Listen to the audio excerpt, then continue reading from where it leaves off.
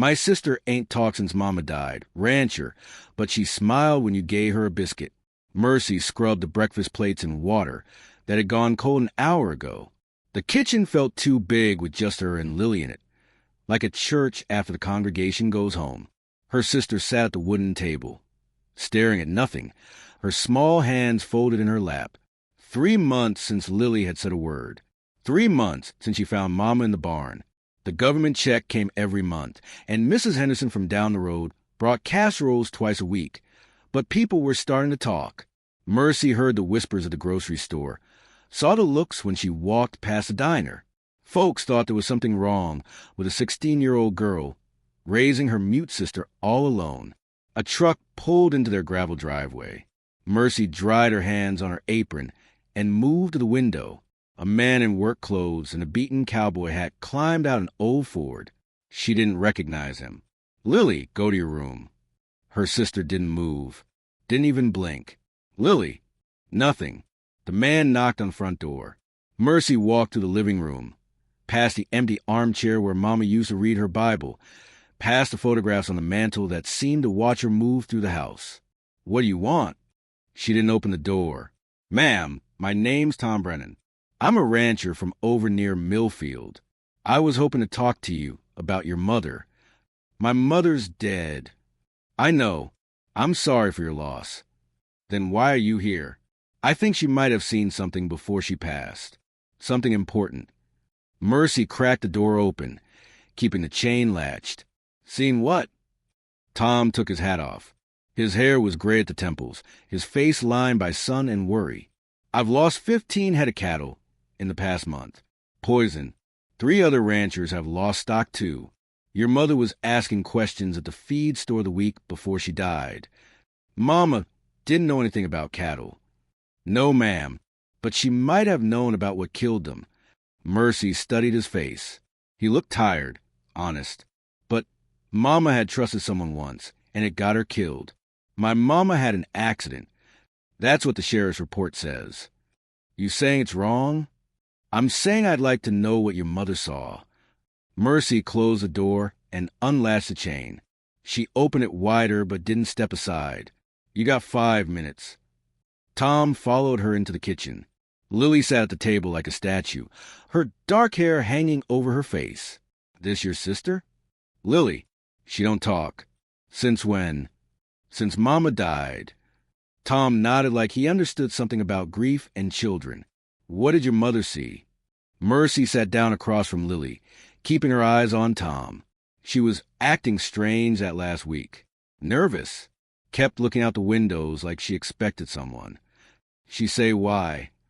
"No, but she made me promise to take care of Lily if anything happened to her." "Anything like what?" She wouldn't say. Tom pulled out a chair and sat down at the table. Lily finally looked up, her pale eyes focusing on the stranger. "Your mother ever mentioned seeing trucks at night? Men dumping things where they shouldn't?" Maybe. Mercy glanced at Lily, who was still staring at Tom with something like curiosity. She said she saw lights in the old quarry, but that place has been closed for years. "What kind of lights?" "Truck headlights. Late at night." Tom reached into his coat pocket. Lily tensed, ready to run. "It's okay." He pulled out something wrapped in a cloth napkin. "A biscuit, still warm. I stopped by the diner on my way here. Thought you girls might be hungry." He placed the biscuit on the table in front of Lily. She stared at it like she'd never seen food before. "Go ahead." Lily looked at Mercy, who nodded.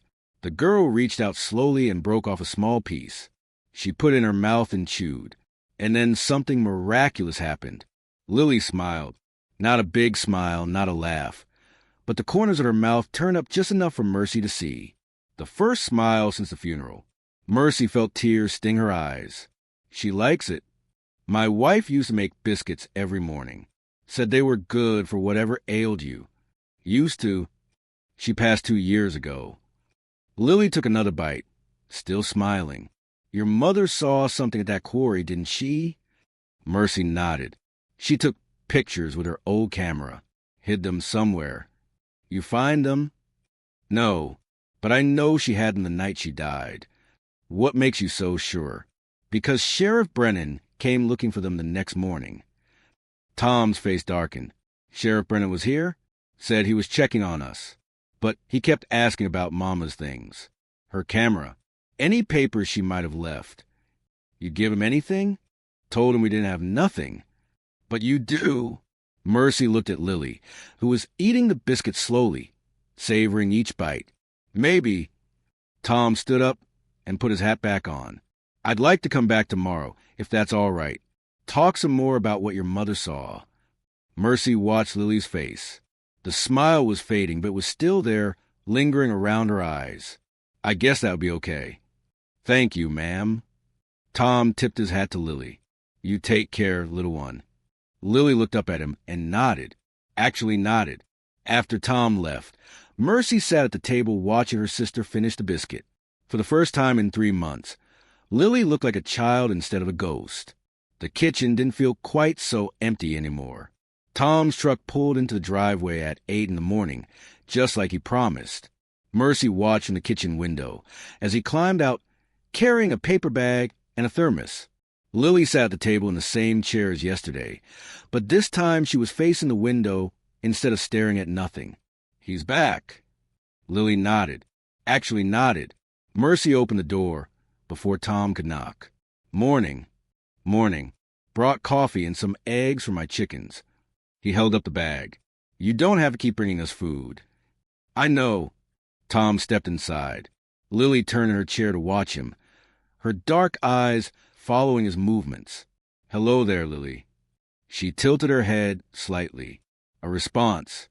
Can I sit? Lily pointed to the chair beside her, not the one across the table where he'd sat yesterday, but right next to her. She wants you close. Tom sat down and unpacked the bag. Fresh eggs, still dirty from the hen house. A jar of honey. Another cloth napkin with warm biscuits. Tell me about the pictures your mother took. Mercy poured coffee from a thermos into 3 cups. Even though Lily was too young for coffee, the ritual felt important. She hid them somewhere in the house the night she died. You looked everywhere. Lily made a soft sound. Not a word, but something like agreement. She hid them good then. Yeah. Tom broke a biscuit in half and offered part to Lily. She took it without hesitation this time. Your mother was smart. If she had those pictures, she had good reason. What reason? Because she knew what she'd photographed to get her killed. Mercy set down her coffee cup hard. Mama died in an accident. Did she? The tractor rolled. She got pinned underneath. In the middle of the day? Yeah. Your mother know how to drive a tractor? Since she was 12. Tom nodded. Experienced drivers don't have accidents like that unless something goes wrong. Lily made another sound, almost like a whisper. What's that, honey? Tom leaned closer to Lily, his voice gentle. She's trying to tell you something. Mercy watched her sister's mouth move silently, forming shapes that might be words. Take your time, Lily. The girl pointed toward the barn, then shook her head violently. She doesn't like the barn anymore. Because that's where she found your mother? Yeah. What else happened in that barn, Lily? Lily looked at Mercy, fear flickering in her eyes. It's okay. You can tell him. Tom waited.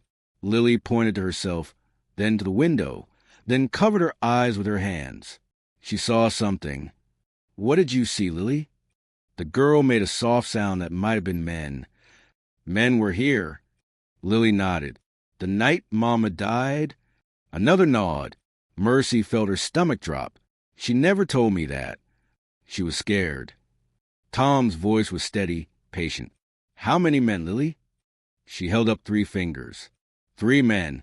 Did you recognize any of them? Lily shook her head, then stopped. She pointed at something on Tom's shirt. My badge. He touched the Small Ranchers Association pin on his shirt pocket. One of them had a badge? Lily nodded hard. Sheriff Brennan. Mercy's voice came out flat. He was here that night? With 2 other men. Tom leaned back in his chair. Your mother took pictures of something she wasn't supposed to see. Chemical drums being dumped in the old quarry. Industrial waste that's been poisoning the groundwater and killing livestock. Why would anyone dump chemicals there? Because it's cheap and easy and they thought nobody would notice. But Mama noticed. Your mother noticed. And she had proof. Mercy looked at Lily, who was listening to every word. They killed her for it. I think so, yes. And Sheriff Brennan covered it up. Sheriff Brennan is being paid to cover it up. Lily suddenly stood up from her chair and walked to the kitchen counter. She opened the drawer where Mercy kept cooking utensils and pulled out a wooden spoon. She carried it back to the table and started tapping out a rhythm. What are you doing, honey? Tap, tap, tap. Pause. Tap, tap. She's trying to tell us something else. Mercy listened to pattern. 3 taps, pause, 2 taps. Like a code? Lily nodded and pointed toward the ceiling. Upstairs. She nodded again and tapped the pattern once more. 3 something, 2 something. Tom stood up. She knows where the pictures are hidden. Lily grabbed his hand, suddenly, her small fingers gripping tight. Her mouth open, and she tried to speak, her face straining with effort. It's okay. You don't have to say anything. But Lily kept trying, her lips forming silent words, her eyes desperate to be heard. Take your time. Her mouth moved again, and this time a sound came out. M. She tried again. Ma. Tears started rolling down her cheeks, but she didn't let go of Tom's hand. Mama? Lily nodded, still trying to speak, still fighting for words that wouldn't come. Lily's tears fell onto Tom's weather hand as she struggled to force words past her lips. Her mouth open and closed like she was drowning in air. Mama? Mama? I know, honey. I know. Tom knelt beside her chair and pulled another biscuit from his pocket. You're safe now. Your mama will be proud of how strong you've been. Mercy wiped her eyes with her apron. We have to do something about Sheriff Brennan. We do. But what if they come after Lily? She's just a child. She's a brave child. Lily looked between them, understanding more than she could say. The pictures are upstairs. 3 and 2 mean something. Room 3, floorboard 2? Lily shook her head. 3rd drawer, second from the back? She nodded eagerly. In Mama's room. They climbed the narrow stairs to their mother's bedroom. Mercy hadn't been inside since the funeral. Everything was exactly as Mama left it. The bed still unmade. A coffee cup on the nightstand with a ring of brown stain at the bottom. Lily went straight to the old dresser and pulled open the 3rd drawer. She counted back 2 items and lifted out a worn Bible. Tucked inside were photographs and a small notebook. Chemical drums. License plates. Men's faces. Tom studied the pictures. She got everything. A truck engine rumbled in the driveway. They all froze. That's not your truck. Mercy looked out the window. A sheriff's cruiser sat in the gravel. Sheriff Brennan climbing out with another man in a business suit. They're here. Take Lily to the pantry. Both of you hide. What about you? I'm going to have a conversation with the sheriff. Tom pulled out his phone and started recording. Stay hidden no matter what you hear. Mercy and Lily crept down the back stairs and squeezed into the narrow pantry off the kitchen. Through the slats in the door, they could see Tom sitting calmly at the kitchen table. Sheriff Brennan knocked hard. Open up. Sheriff's Department. Tom opened the door. Sheriff, what can I do for you? Who the hell are you? Tom Fletcher. I'm visiting the girls. Visiting about what? Their mother's death. Brennan's face went red. That's official business. You got no right interfering. I got every right to ask questions about poison cattle. The man in the suit stepped forward. Mr. Fletcher, I'm Jim Morrison from Morrison Chemical. We understand there's been some confusion about our operations. No confusion. Just dead animals. Brennan pushed past Tom into the kitchen. Where are the girls? What girls? Don't play stupid. I'm just drinking coffee. Morrison pulled out an envelope thick with cash. We're prepared to compensate you for any losses. Make this whole thing go away. Like you made Sarah Henderson go away? Brennan's hand moved to his gun. That woman had an accident. That woman had pictures. What pictures? Tom smiled. The ones showing your men dumping chemicals in the quarry. Morrison whispered something urgent to Brennan. Find those pictures. Tear this house apart if you have to. That would require a warrant. I don't need a warrant. Brennan drew his gun. This is my county. These are my rules. In the pantry, Lily gripped Mercy's hand so tight it hurt. Sarah Henderson saw too much, asked too many questions. So you killed her. So we shut her up by rolling a tractor on her. Accidents happen. To anyone who causes problems. To anyone who doesn't know when to mind their own business. Morrison looked nervous. Maybe we should go. Not until we find those pictures. Brennan stepped closer to Tom, his gun pointed at the rancher's chest. You got them, don't you? Maybe. Hand them over.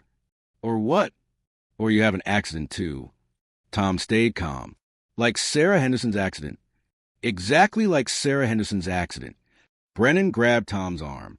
Where are those girls? I don't know. You're lying. Brennan backhanded Tom across the face. Blood trickled from the rancher's split lip. I'll ask one more time. Where are they? That's when Mercy tried to step out of the pantry. But Brennan saw the movement and lunged toward the door. No. Lily's voice exploded from the pantry like a gunshot, clear and strong and furious. No. Don't hurt her.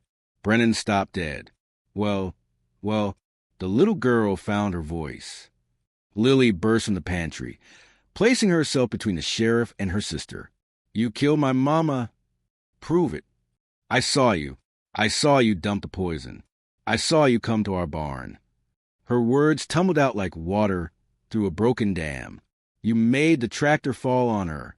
You made her die. Brennan raised his gun toward Lily. That's when Tom tackled him. The state investigators arrived 3 hours later. Tom's recording was crystal clear. Brennan confessed a murder.